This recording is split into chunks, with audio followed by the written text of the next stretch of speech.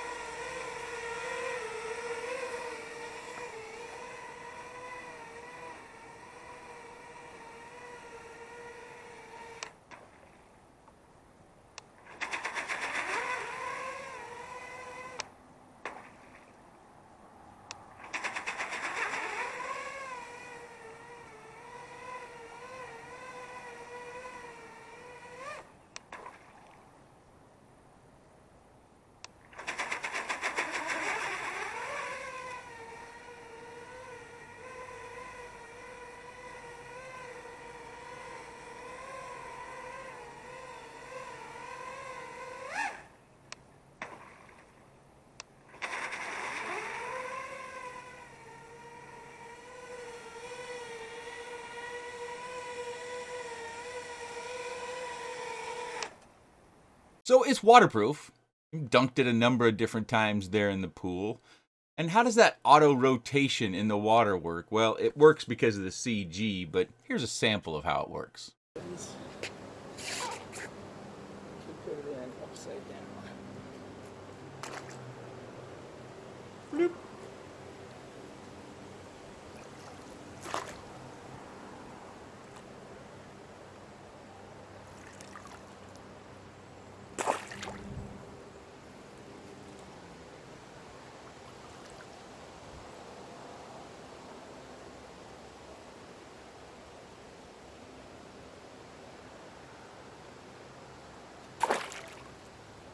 Oh no, it got away from me.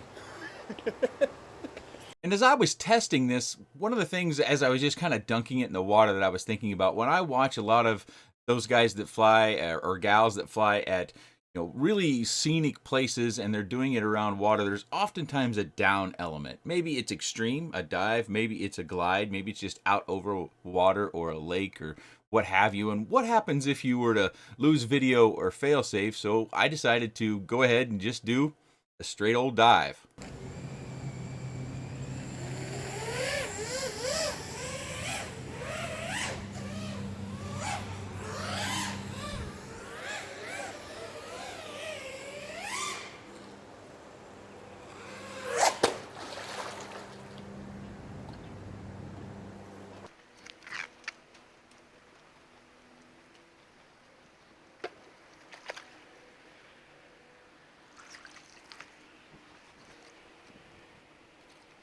So that didn't work out great. We ended up with a float, and you may have been able to tell which one is it. This one over here, it tore the float off completely on both ends. Both ends are cracked on this side. So I presume that the quad either kind of hit this way or this way, whatever. The water got a leverage point and tore that side off, and the quad went all the way to the bottom. One float won't keep it afloat. But I think there's a couple opportunities for either Darwin to kind of modify their design, or for us, if we were to take this and buy this, to potentially improve it just a touch. So I wanted to take that on, and my idea was to just kind of firm this stuff up. One, they could have used a coating over the top of this pool noodle stuff. I mentioned this the other night on the Infinity Loops live stream that we did, that this doesn't have a coating like the Nerf footballs. When you throw them, they kind of have that sticky rubbery coating. That might help some in keeping this on here. But also something that we might be able to just DIY is to wrap the ends where it secures down to the quad in some sort of tape. I think I'm going to start with duct tape, which is going to make it kind of look a bit different. But I'm going to take duct tape and put it right around both ends.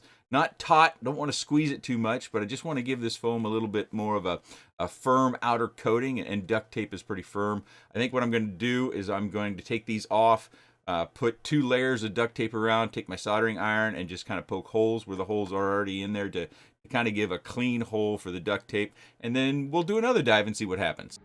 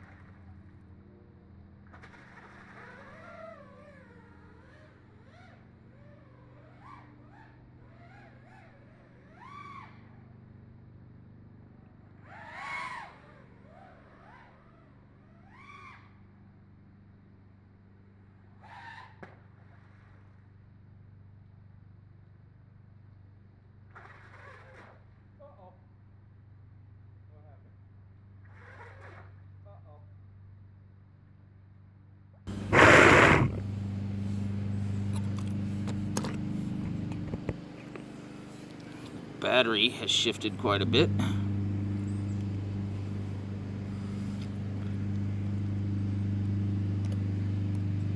My floats are still in good shape. This one looks a little spread out though. This one hasn't ripped at all. This one's in good shape. Why won't it arm normally here?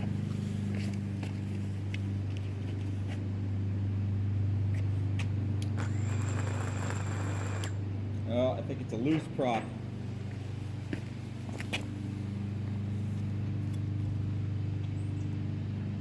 No, doesn't feel loose. All right, well, let's try again.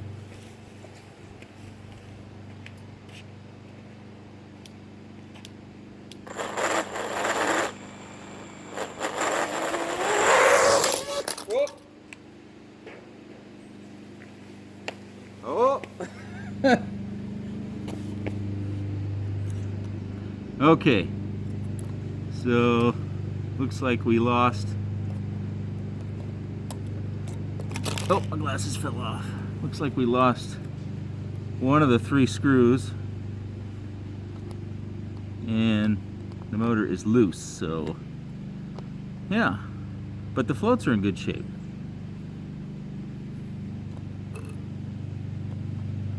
Let's repair that. All right, let's take off.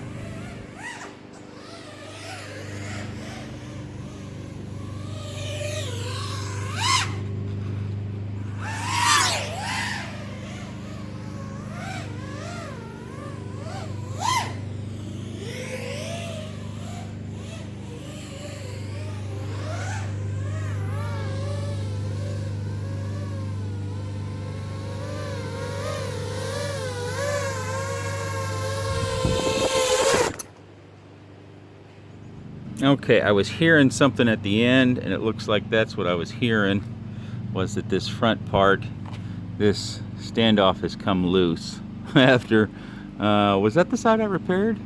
I think it was, no, it was this side that the motor came loose. This side the motor came loose, so I didn't check this before my next dives. So that's loosened up, and therefore it's pulled a little bit, but it's still connected. Duct tape did the job. So this is the float that's obviously taken the most damage, and I did go ahead and screw this back in so it's nice and firm. It didn't strip out the nut or it didn't damage the bolt in any way. The standoff's still in good shape. It just came loose. I think that's one of the things that we could do ourselves, or Darwin FPV could do, is put some Loctite on some stuff, because we are going in some water. Having that reassurance that our thread locker or Loctite is on these critical components on our quad are going to stay in shape for longer. Now, I guess one of the questions I have for you right away is, did I just go too far? Am I being unreasonable in doing all these different sort of water dive sort of flight tests to see what it can live through?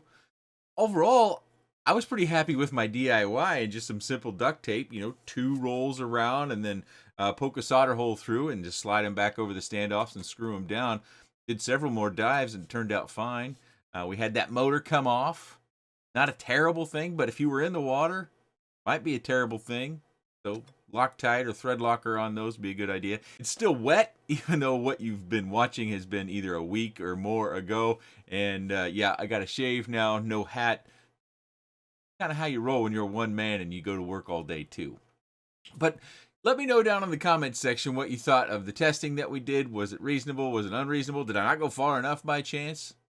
And I was kind of impressed with my DIY side of things, and it was sure fun to finally use that pool for some good purposes here on the channel. But let's go ahead and move on with the rest of the video. On my scale, I'm getting 346, almost 347 grams. Again, there is some moisture still on this. And if I add my old Turnigy Nanotech battery on here, it's a 1300 milliamp 4S battery, we get 494.94 grams. Well, if we add my naked camera, which you will see in the HD flight footage, it goes over the weight of my scale. Carbon fiber arms look to be about 4.5 millimeters thick. Our side plates look to be 2 millimeters thick. We do have sandwich plates down there. Looks like they're also 2 millimeters thick. Found another loose screw right here.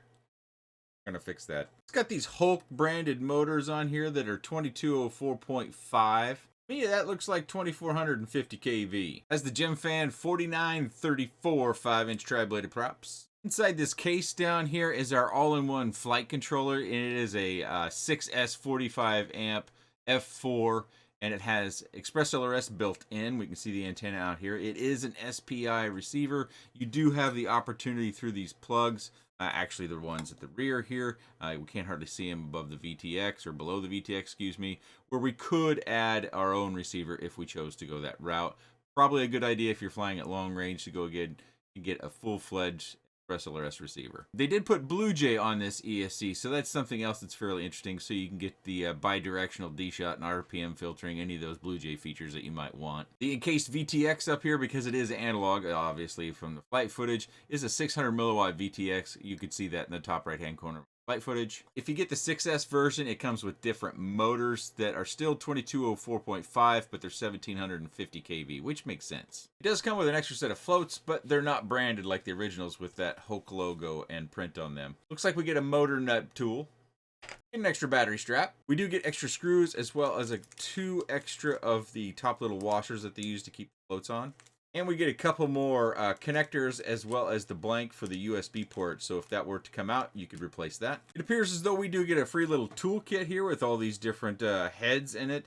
This tool is plastic. This head does spin, so you can press down on the top of it and rotate the tool to tighten or loosen your screws. And the whole case is plastic as well, with the top that slides over. And the last thing in the box, stickers. They're also featuring this Hulk Care VIP card. And to boil this down a little bit, you get 25% off another purchase of another Darwin Hulk with this card. It does have a number on it. So I presume, because it says 25%, if prices go up, that means you would save more. So if the quad gets lost, I presume you're going to have to provide some sort of proof of that. Or it blows up, or a motor dies, or what have you.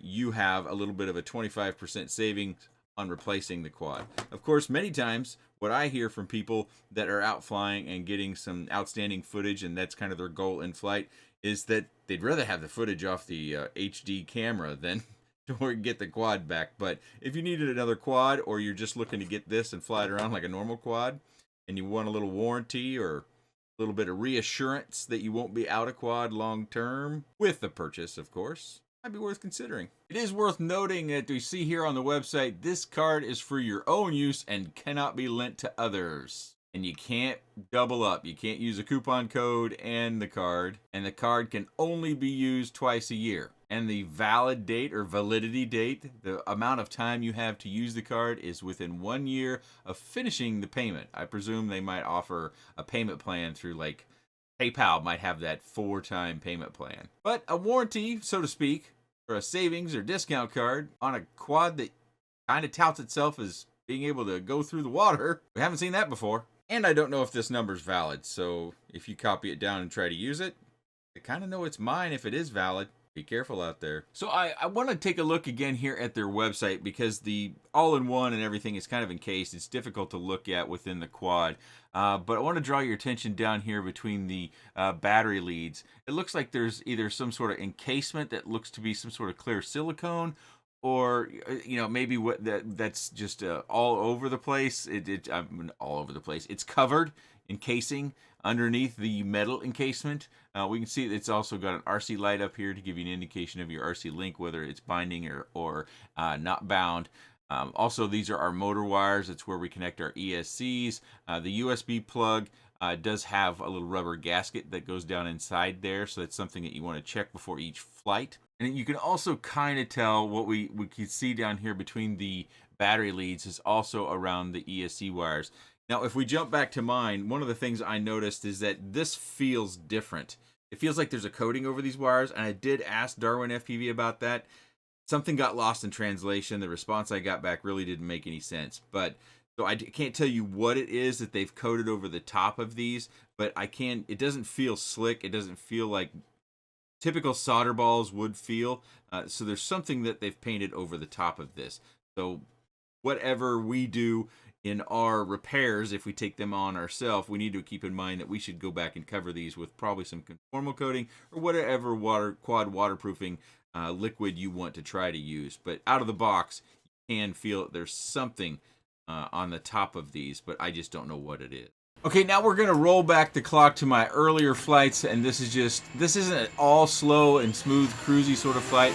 I kind of set a camera angle that would allow me to fly it a little bit more aggressively, as well as a little bit low and flat. For those of you that are looking at this to get your shot, your footage, and you're out flying this, and you might be wondering about, how do these things do when you've got these floats out on the sides and might be vibrating around? That was one of the things I was thinking about. And does it have an impact on everything else? It kind of just flies like a regular quad. It's not a high performer by any stretch of the imagination. I haven't even flown very many 5-inchers, actually only 2 in the last 3 years, I think it is. And the Emax quad that I flew, the Apex I believe it's called, I flew that probably 3 months ago. That was far more powerful, but that is kind of positioned as a racing quad, whereas this one is more of a smooth flyer that you go out and you get your footage with an external HD camera. This is the GoPro 9 Naked from Flywoo, but this size of quad you could definitely carry a much larger full duty, full battery, and all the workings on a quad of this size with this prop. It is going to temper down some of those punch outs that you see me doing around the back, but so I wanted to mix this kind of all into one flight, because to me the main feature was the waterproofing and their survivability if you go into water. But we also need to know, hey, is this thing going to get me the footage that I'm looking for when I go along that coastline, or I go down a waterfall and maybe I get myself in a bad position and I don't get close enough to the edge and I lose video. Whatever the case might be, to where you have one of those terrible moments where you're immediately sad because you think you've lost your quad, whereas this one waterproof and has those floats, so you've got a pretty good opportunity. Although, just like with my testing that you've already seen, I would suggest taking some duct tape or whatever tape you think would fit the job even better, and put that around those posts on the floats and give yourself more opportunity that the floats will stay on, regardless of whether you dive straight in like I was doing or you come in much more gradually. Oftentimes when people lose video, it seems like you do one of two things. You either disarm to try to get down immediately, so as close as the last DVR that you had, or you'll punch it, you'll hit the throttle hard to try to get up above whatever causes the video. Control Link is similar in many regards, but it just fail-safes on its own, and you hope you've got DVR where you went down. Of course, the size of the battery that I'm flying here is a 1300 milliamp 4S battery. It is that Turnigy from Hobby King. It's a super old battery. So as far as the battery performance and the flight time that you'll see, this is going to be lower than what you might have because of the age of my battery. It hasn't seen a whole lot of use. It's been mainly used as a goggle battery for DJI or whenever I'm short on goggle batteries. But for the most part, it is just stayed in a bag at storage voltage, so it may not be too bad, but because of its age, and I can't recall all of those years and what sort of use it did get, I wouldn't be surprised if you have a higher quality battery or a fresh battery, whether you get more performance and you get more flight time out of yours. Of course, that's going to depend on what sort of external HD camera you stack on top. That weight is always one of those things that we have to manage. More weight, it gives us more huckability. It might give us a little bit smoother flight in winds, but it also is going to shorten our flight time, as well as dampen our performance a little bit when it comes to those higher throttle maneuvers. They're going to do those a little bit slower when we're towing more weight. But that should be obvious. That's just how life works. We all move a little bit slower when we add a little bit of weight, right? You'll probably be good to know. You'll probably be glad to know that, yeah, we did get all the leaves picked up. Matter of fact, I spent 6 hours on the back. I got part of it done the night of the live stream with the Infinity Loops guys. And then I had to drive out of town to pick up my daughter, who has her dance troupe, I think you'd call it, is in a town nearby. They relocated, and so all the dancers go over there. Another dance parent took all the girls over, so then I went over mid to late afternoon and picked him up. Asked my 17-year-old to do the front, because I thought he could knock that out the time I was gone, and he did such a bad job. And then when I went inside to find him to remind him there's a difference between doing a job and doing a job well, he was in the shower because he wanted to get all this dust and debris and stuff off of him because of his allergies. While I respect that he got in the shower right away, I did not care for the quality of the work that he did in the front yard. So I spent another 2.5 hours out front. And so I sent him inside. I'm like, all right, you got to make dinner tonight because I'm going to be out here till dark. And so he put the chili together, and then I had him working on laundry as well. So he didn't get to just cheap out on the job and go spend his time all over his phone. So that's our somewhat slow flight, as well as a little bit of a performance flight to give you an idea about how the quad flies. One thing that I didn't really highlight in the quick specs was obviously they've done some motor wire things here that they've kind of done the preview. Remember, this is the motor that came loose, and I since added the screws and tightened everything back up. But they made these little gaps in the arms so that you could route your motor wires real nice and clean. And then they've added these little braided wrappings, as well as, I'm not sure if that's heat shrink. I think that is heat shrink on both ends. This one, of course, is moved around. These look much nicer because that, again, is the motor that came loose. We've also got this sandwich plate, and then we've got these 2 screws in here. I don't think, I can't really tell if these arms, if this is like a wishbone sort of design where they're connected, or if they're single pieces that just interlock or butt up against each other. I just can't quite make that out. Let me take a look at their website and the frame. Well, unfortunately, after looking through just the frame pictures that they have online, I don't see where they detail that either. They talk mainly about this having these 2 sections and being able to disassemble, which it is something to highlight, and how you can take out just these bottom screws and then lift the top off. Of course, you've got wires that run from the VTX that's on top down to your all-in-one encased flight controller down here, as well as the battery lead that kind of runs into the back. But it's also worth noting that this comes in a couple of different versions as well. You don't have to just get analog. And they do have other colors as well. And I can't believe they sent me green. They got blue available. I mean, come on, we all know blue's better. So you can get green, red, blue, yellow, purple. You can get analog in the 6S or the 4S version, which is what I have, as well as an HD version, which I'm guessing because of the size. I don't know if we can get a Vista in there. I think that they might have to go walk snail on this. But it says coming soon. I guess we'll find out when it comes out. The price that they list on the website with the whole care card, which is only $10, is $369.80. And that is for the 4S Analog Edition. The all-in-one down here, they're selling that alone at $129.99 to give you some idea of how much that single component costs. The rest of the quad altogether costs. Something else that we have to talk about, I think it was very apparent when you look at the DVR footage that once this stuff gets below water, water does such a good job of stopping any of that transmission over the air that we have to get these back up. And that's why they've designed these things this way. I also think that, again, with this antenna being integrated with SPI, see, this is the antenna wire. It goes right down into that encasement. This doesn't have a lot, we could do ourselves with another receiver and a much longer receiver that sticks way up above these floats, as well as a longer antenna for our video. But, this is what we've got when we buy it out of the box. It is cut down here so that you can route that antenna through there fairly easily. And if you get the walk snail version, I don't know how much testing has been done with walk snail and range, but I do know that Wesley Vardy has tested Express LRS. And he maybe has some SPI Express LRS testing that you can look at to see about range on this. And he does a wonderful job doing range testing. Wesley Vardy, and I will link his channel down in the video description. When it comes to range, penetration, he does these things on a wing for the most part. He may have done some new ones I haven't seen, but he does an outstanding job. And he's got a really easy to listen to. So I would highly suggest when you're looking at quads or wings, looking at control link, video reception, check out his channel. Hopefully he's got what you're looking for. So this has been a super long video, and I appreciate everybody who stayed to the end to watch it all the way through. Hopefully you found it entertaining. I know I enjoyed testing this, and it's nice, again, to have something that I can bring to the channel that actually involves the pool. If you're looking for a quad that's been in the pool, there's, well, unintentionally been in the pool, you would have to look at this Speedy Bee Flex 25, I believe it is. I'll link that video down in the video description. I had a failsafe. Bloop, fell right down into the pool. That one died. This one went into the pool repeatedly, 2 or 3 times all the way to the bottom.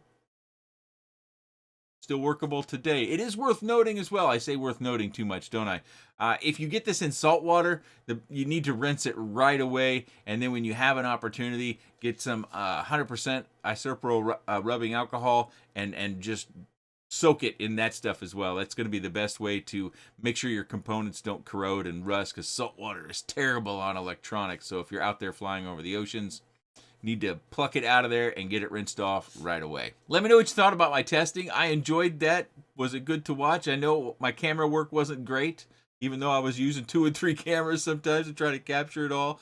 But it was a lot of fun to intentionally dunk a quad and see what it could put up with. And I was pretty pleased with what it did put up with. Whether this is something for you or not, that's something you're going to need to decide. If you do have any comments, questions, suggestions, or otherwise, please let me know in the comment section below. I appreciate your time. Thanks for watching.